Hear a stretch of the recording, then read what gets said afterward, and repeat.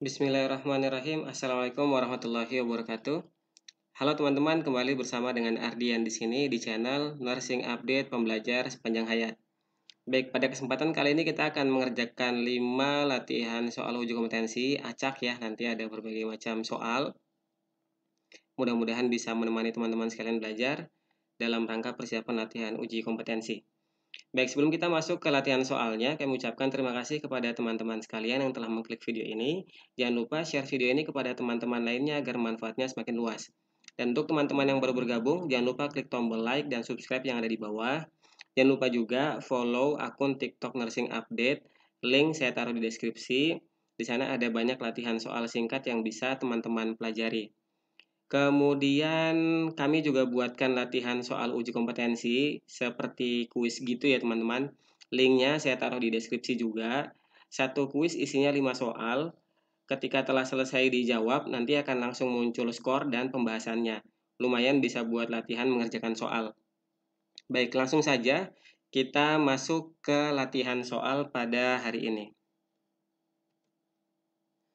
Baik, soal yang pertama. Seorang dokter memberikan instruksi untuk memberikan cairan IV sebanyak 2000 cc per 24 jam dengan faktor tetesnya adalah 30 tetes.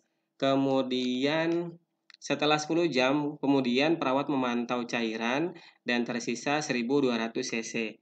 Berapa tetes per menit yang harus diberikan pada jam berikutnya? Baik, kita kerjakan soal ini. Di sini asalnya yang diminta 2000 cc ya dalam 24 jam, kemudian sudah berlalu 10 jam. Berarti kan sisa 14 jam ya. Waktunya sisa 14, kebutuhan cairannya 1200. Nah, kita ingat untuk menghitung tetesan infus itu rumusnya adalah kebutuhan cairan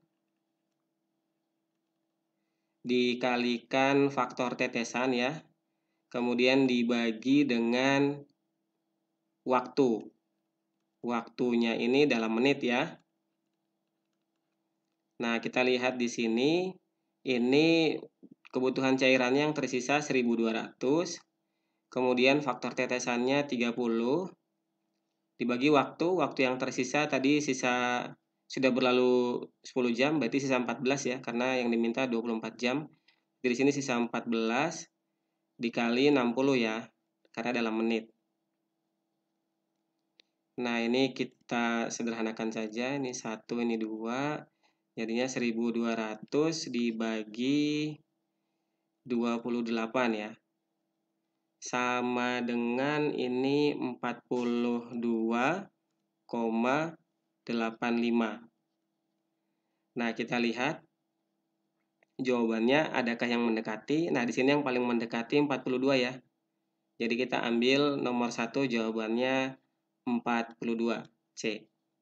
Baik, bisa difahami ya teman-teman. Rumus ini diingat-ingat ketika mengerjakan soal tetesan infus. Selalu ingat rumusnya kebutuhan cairan dikali faktor tetesan, kemudian dibagi waktu dalam menit ya. Baik, kita lanjut. Soal nomor 2. Seorang laki-laki usia 30 tahun diantar ke IGD dengan keluhan umum penurunan kesadaran, disertai muntah 10 menit kemudian pos KLL. Berdasarkan pengkajian, respon verbal pasien, suara mengerang, fleksi abnormal saat diberi rangsang nyeri, dan membuka mata dengan rangsang nyeri. Berapa nilai GCS pasien tersebut? Baik, kita hitung bersama-sama, kita tulis dulu. E, M, V. E-nya membuka mata dengan rangsangan nyeri, ini berarti 2. Kemudian M-nya fleksi abnormal ini berarti 3. Kemudian respon verbal pasien suara mengerang ini berarti 2 ya. Kalau GCS itu kan skor paling rendah 1, skor paling tingginya bervariasi ya. Nah, ini jumlahnya 7 ya. Nah, berarti jawaban untuk soal nomor 2 adalah C ya teman-teman. 7. Kita lihat pembahasannya. Nah, ini pembahasannya. tadi E-nya membuka mata dengan rangsangan nyeri 2, betul. Kemudian fleksi abnormal 3 ya, betul. Kemudian suara mengerang ya, suara mengerang 2. Oke, betul ya. Semua jawaban kita udah betul. Nah, untuk lebih detailnya teman-teman bisa pause slide ini lalu dibaca lagi pembahasan EVM ini ya. Baik, sudah jelas ya. Kita masuk ke soal nomor 3. Soal nomor 3, seorang perempuan berusia 21 tahun dibawa ke UGD, tampak pada dadanya tertusuk bambu runcing. Dari hasil pemeriksaan fisik didapatkan kedua mata tampak bengkak, penetrasi pada toraks dekstra, laserasinya minus, GCS-nya 8, frekuensi nadi 15 kali, mungkin ini 115 kali ya. 115 kali per menit, frekuensi nafas 27 kali per menit, tekanan darah 100/70 mmHg. Apakah kategori triase pasien tersebut? Baik, kita lihat di sini ada tertusuk ya. Tertusuk bambu runcing berarti ada masalah pada paru-parunya. Kemudian ada kedua mata tampak bengkak, ada penurunan kesadaran, maka sudah sangat jelas untuk kategori triase pasien ini adalah kategori merah ya, yang perlu penanganan segera, mengancam nyawa dan perlu penanganan segera. Baik, kita lihat pembahasannya terkait dengan triase ini, kategorinya ada apa saja.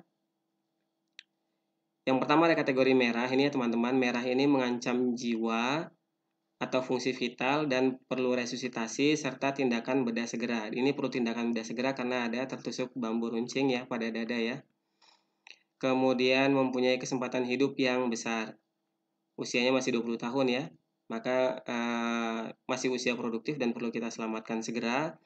Dan lain-lain keterangannya ada di sini. Kemudian yang kedua ada kuning, yang ketiga ada hijau, yang keempat ada 0 hitam. Nanti teman-teman bisa baca sendiri di sini ya. Teman-teman bisa pause dulu slide ini lalu dibaca lebih detail lagi. Baik, sudah. Kita lanjut ke soal nomor 4. Seorang ibu umur 29 tahun baru saja melahirkan bayi laki-laki dengan kondisi menangis lemah dan warna kulit tampak merah muda. Bayi batuk setelah diberi rangsangan, gerak dari bayi tersebut terlihat aktif, hasil pemeriksaan denyut nadi yaitu 92 kali per menit. Berapakah nilai Apgar score pada bayi tersebut? Baik, kita hitung dulu.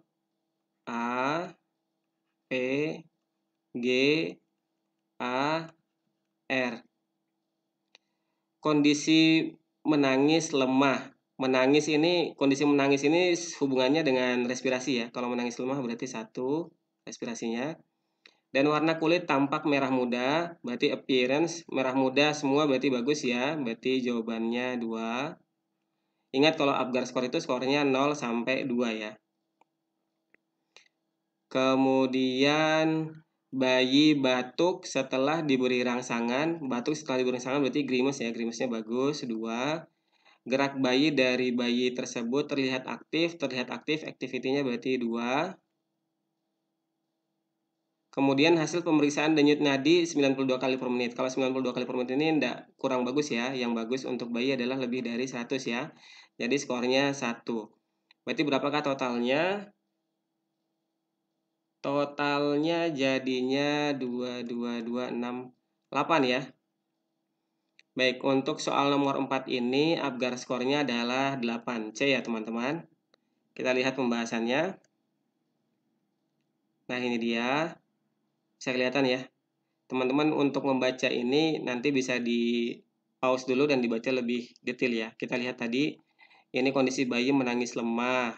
Menangis lemah itu ada di respiratory, ini benar ya jawaban kita 1. Kemudian warna kulit tampak merah muda ada di appearance, ini merah muda 2 ya, berarti jawaban kita benar. Kemudian bayi batuk setelah diberi rangsangan itu ada di grimace ya. Ini ya batuk 2 ya, berarti jawaban kita benar. Kemudian gerak dari bayi aktif, di activity 2 benar juga. Kemudian denyut nadinya 92 kali per menit. Tadi sudah kita sebutkan yang bagus adalah lebih dari 100 kali ya, maka nilainya 1. Baik, benar ya. Nanti lebih detailnya teman-teman bisa pause slide ini dan dibaca lagi kotak atau tabel ini ya. Baik, lanjut kita masuk ke soal yang terakhir. Soal nomor 5. Seorang perempuan berusia 30 tahun dirawat di rumah sakit dengan keluhan gangreng di kaki bagian kanan. Perawat menginformasikan kepada pasien dan keluarga terkait tindak lanjut rencana amputasi kaki pasien. Kemudian memberi inform konsen kepada pasien di depan keluarga pasien untuk ditandatangani. Pada kasus tersebut, aspek legal etik apakah yang sedang diterapkan perawat? Baik, di sini pasien ini akan dilakukan tindakan amputasi. Kemudian sedang diberikan inform consent atau persetujuan tindakan kepada pasien. Nah, yang berkaitan dengan inform consent ini menunjukkan bahwa si pasien ini memiliki hak ya, memiliki hak untuk menentukan tindakan apa yang akan dilakukan kepada dirinya. Jadi dia menentukan apakah dia setuju atau dia tidak setuju terhadap rencana tindakan amputasi ini. Jadi, aspek legal etik yang sedang dilakukan oleh perawat ini adalah otonomi ya teman-teman. C. Otonomi itu menghargai hak-hak pasien ya.